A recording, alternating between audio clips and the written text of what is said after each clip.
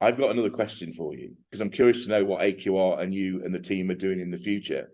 Are there any future projects that you can tell us about? Well, yes, I suppose there are two things that we are broadly focusing on. One is we are introducing a series of CPD initiatives, and this is part of that. The books are part of that, and we're going to start running webinars globally to provide more and more information, more and more support to the growing community of practitioners. So that's one. But the second one is we're now quite comfortable that we have a sufficiently good idea of what mental toughness is in terms of those 8 factors. We're probably not going to look again at that for a little while. We're going to wait for feedback from practitioners, which is what moved us from the 6 factors to the 8 factors. All of that came from practitioners. None of it came from academics. So our focus of attention now is how can we develop mental toughness? And secondly, this is beginning to intrigue people. Do we need to develop mental toughness?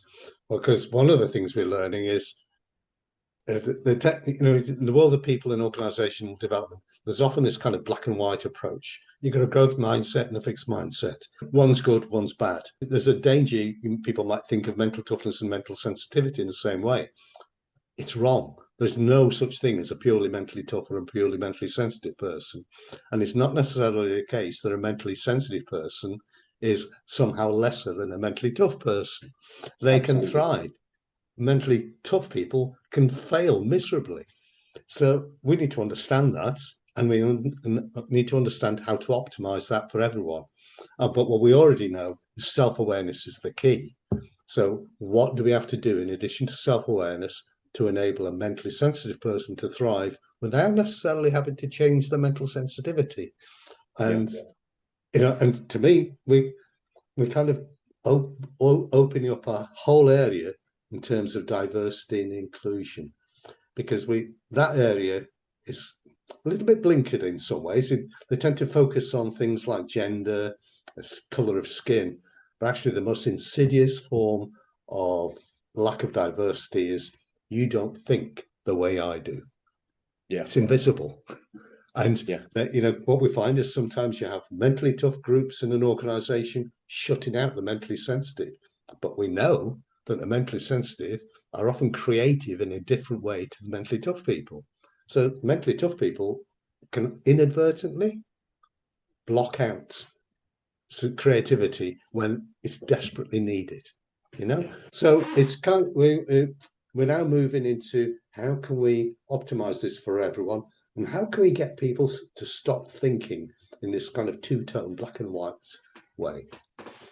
Yeah, I agree. I love the fact that you're reflecting on that question. Do we need to develop mental toughness? Well, the thing that I heard there is that we need to develop self-awareness. And yes, you and I have spoken about this before, is that for me, the learning aspect of mental toughness is the beating art of the whole of the 4C model. That learning orientation is that, what am I learning about me? What do I need? And how can I succeed and thrive in the world with the attributes that I have? Mm-hmm. And I think it's that awareness piece that really drives performance. Is it okay? I know that I'm personally mentally sensitive. My kids go, Darren cries at anything that's remotely sensitive on TV, and I'm comfortable with that. I'm happy with that. And people go, oh, but you used to be a Royal Marine. Surely you can manage your emotions. I can manage my emotions in the time that I need to, because I've got a sense of self-awareness. But I'm also a human, and I'm prone to human emotions. And I think we need to accept who we are, but also acknowledge that we can be more of who we are if we're aware of it. Absolutely. I'd like to ask one more question, and it's quite a selfish one, really. I've not spoken to you and the team for quite a few weeks while I've been out here in Saudi. Is there any feedback you've had about any of the books that you've been particularly proud of or you've appreciated? There is. I mean, it's early days because the books haven't been out for terribly long. And yes, we've had lots of nice comments, but I suppose one acid test is, are people buying the books? And the answer is yes, it's steady.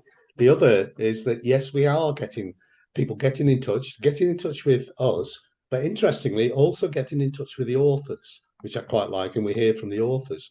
And we had with the coaching book, we had an interesting piece of information or bit of feedback. Was a very well regarded coach got in touch with one of the coaches who'd contributed to the book and was waxing lyrical about the book and about that author's contribution.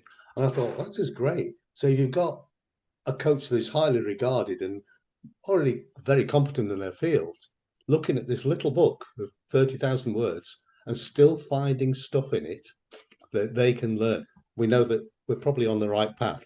Whether we can do it better, we probably can. In terms of the team coaching book, there are a couple of examples.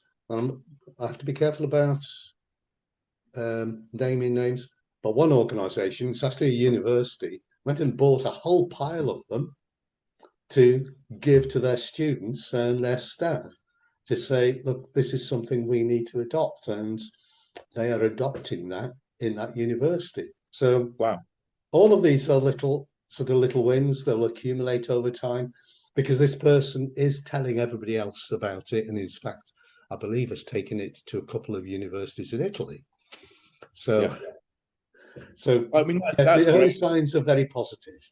And I would echo the point that you made about people are reaching out to the authors. I've had a couple of conversations only over the last few weeks, wanting to know more about team coaching, wanting to know about, are there any other ideas that you have about working with a team around their team's purpose? And you go, absolutely. And because I know the things that I've written, for some people might go, I need a bit more information of that. And I'm always open to responding. I had a call with a aspiring coach yesterday going, well, tell me how you go about getting on your journey. And I don't know whether you remember, but I stumbled into coaching in 2006. Yeah, so I attended a 2-day program as part of the Royal Navy when I was in the Royal Marines. And I went, how do I get to do what you do? And I remember the two wonderfully talented people that spoke to me. I said, well, the Royal Marines, your guys are actually setting up a team. And they're recruiting right now. And I thought, well, I'm going to have a look at that.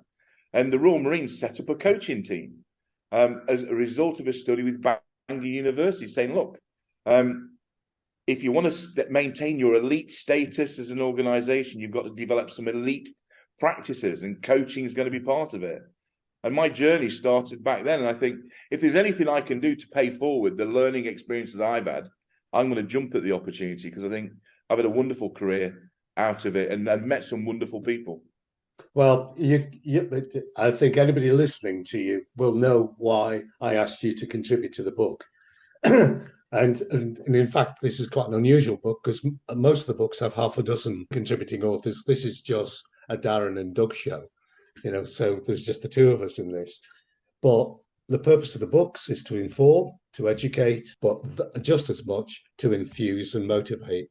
And hopefully that comes through in a book. It certainly comes through whenever I talk to you, Darren. No, it's been a pleasure, Doug. It's always nice to catch up. And what I must say, I'm back home in October, and I promise I'll be jumping in the car, popping over to see you and the team when I get back. Look forward to that. We can discuss the next book then. Fantastic.